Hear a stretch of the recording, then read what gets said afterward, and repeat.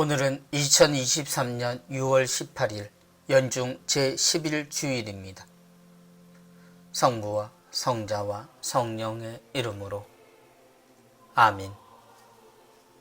마테오가 전한 거룩한 복음입니다.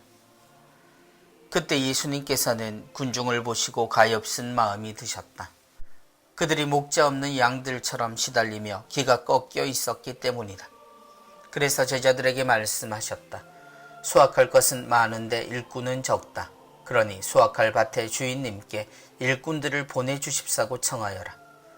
예수님께서 12 제자를 가까이 부르시고 그들에게 더러운 영들에 대한 권한을 주시어 그것들을 쫓아내고 병자와 허약한 이들을 모두 고쳐주게 하셨다.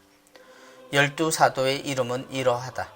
베드로라고 하는 시몬을 비롯하여 그의 동생 안드레아, 제베데오의 아들 야고보와 그의 동생 요한, 빌립보와 바르톨로메오, 토마스와 세리 마테오, 알페오의 아들 야고보와 타데오, 열혈당원 시몬, 그리고 예수님을 팔아넘긴 유다 이스카리옷이다. 예수님께서 이 12 사람을 보내시며 이렇게 분부하셨다.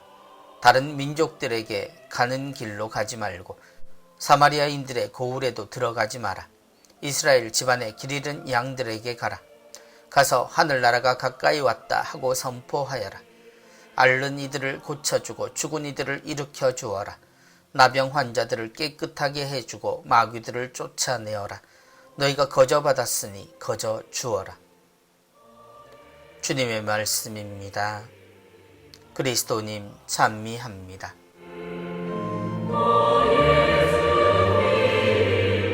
열두 사도의 이름은 이러하다.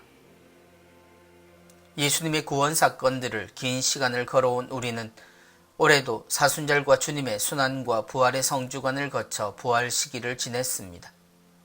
그리고 성령 강림 대축일로 교회의 탄생일을 맞았고 삼위일체 하느님을 기억하고 우리에게 당신의 생명을 주시는 그리스도의 성체 성혈 대축일을 지내고 이제 연중 시기 주일로 오랜만에 들어와 있습니다.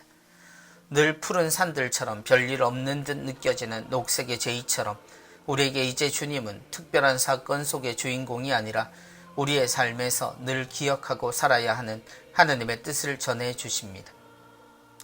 예수님께서는 군중을 보시고 가엾은 마음이 드셨다. 예수님이 만난 이스라엘의 백성은 철부지와 같은 모습의 사람들이었습니다. 방향을 모르고 흔들리는 풀들의 물결 같은 그들은 목자 없는 양들처럼 시달리며 기가 꺾여 있었다고 표현하십니다. 이스라엘은 모든 면에서 주변 나라와 다른 모습을 가지고 있었고 다소 모든 것이 느리다는 표현을 듣기 마련이었습니다. 그들에게는 왕이 등장한 것도 늦었고 그들은 늘 지도자가 온전한 독재자가 될 수 없었습니다. 그 이유는 하느님이 계셨고 모두가 하느님 뜻 안에서 살았기 때문입니다. 그럼에도 하느님은 언제나 목자를 보내셨으나 예수님이 오셨을 때 그들에게는 목자가 없었습니다. 그럼에도 하느님은 언제나 목자를 보내셨으나 예수님이 오셨을 때 그들에게 목자는 없어 보였습니다. 그러니 거의가 다 죄인처럼 자신들을 여기고 하느님의 심판과 구원 사이에 놓인 희망 없는 풀죽은 이들처럼 느껴졌습니다. 수확할 것은 많은데 일꾼은 적다. 그러니 수확할 밭의 주인님께 일꾼들을 보내주십사고 청하여라. 그래서 그들에게 목자를 세우는 것이 주님의 일이 되었습니다. 주님은 일꾼을 보내주십사고 청하라 하시고 그 제자들 중 목자를 세우기로 하십니다. 그래서 뽑힌 이들이 이 12 사도들입니다. 12 사도의 이름은 이러하다. 주님의 간절함과 시급함이 느껴지는 뒤로 12 사도의 이름이 등장합니다. 그들에게는 더러운 영들에 대한 고난과 허약한 이들을 고쳐줄 수 있는 능력이 주어집니다. 그런데 그들의 이름은 알고 있지만 그들에게 특별함을 볼 수는 없습니다. 그들은 거의 어부이거나 길에서 주님을 만난 평범한 사람들입니다. 그들이 세상을 바꿀 만한 자질을 갖추었거나 그런 지식, 미래에 대한 계획이 있어 보이지는 않습니다. 그들에게 주어진 사명의 또 하나는 그들이 이스라엘이 아닌 다른 민족들에게 가지 말라는 것이었습니다. 달리 말하면 그들은 이스라엘 안에 파견되었습니다. 친숙한 이들이라고 생각할 수 있지만 사실 이 사명은 그들에게 또 다른 걸림돌이 됩니다. 그들은 자신들과 같은 사람들에게 복음을 전해야 하지만 동시에 그들의 평범함이 그들 말의 신뢰성을 흔들 위험성을 지니고 있었습니다.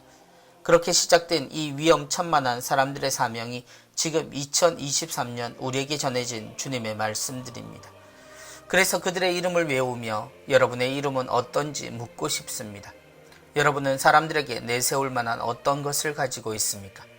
물론 그런 뿌듯함을 지닌 이들도 있겠지만 여전한 현실에서 하느님을 믿는 이들은 대부분 자신의 이름으로 기억을 남길 만한 사람들이 아닐 겁니다. 혹시 이름을 남겨도 사람들이 그 내용을 알 수 없는 사람들이 대부분입니다. 그렇다면 우리는 2000년이라는 시간을 거슬러 예수님의 사도가 될 수 있는 사람들이라는 뜻입니다. 훌륭한 지도자의 가치를 말하는 우리입니다.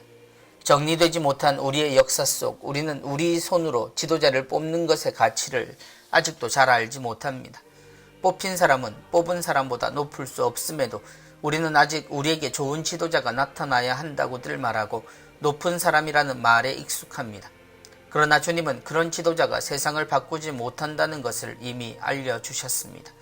단 한 사람이라도 더 구하려면 오히려 더욱 평범한 이가 하느님의 사랑에 충실한 모습이 전해져야 모두가 그럴 수 있게 된다는 가장 단순하고 중요한 내용을 하느님은 사람이 되시면서부터 우리에게 전해주셨습니다. 그러므로 여러분을 가치 없는 이로 몰아가지 마십시오. 하느님의 사랑에는 여러분 이상도 이하도 없습니다. 그저 우리는 사랑함으로써 함께 행복하게 살아갈 수 있습니다. 그 생각을 해치는 어떤 악한 영들도 물리치십시오. 그리고 약한 이가 있다면 얼른 가서 그를 치료합시다. 우리는 모두 함께 천국으로 들어가야 하니까 말입니다. 제대에서는 제가 사제이지만 미사가 끝나고 주님의 성체를 모시고 나가는 세상에는 여러분이 사도들입니다. 봉사하는 왕으로 진실과 진리를 말하는 예언자로 또 세상을 위해 하느님께 말을 건넬 줄 아는 사제가 되시길 바랍니다. 성부와 성자와 성령의 이름으로 아멘.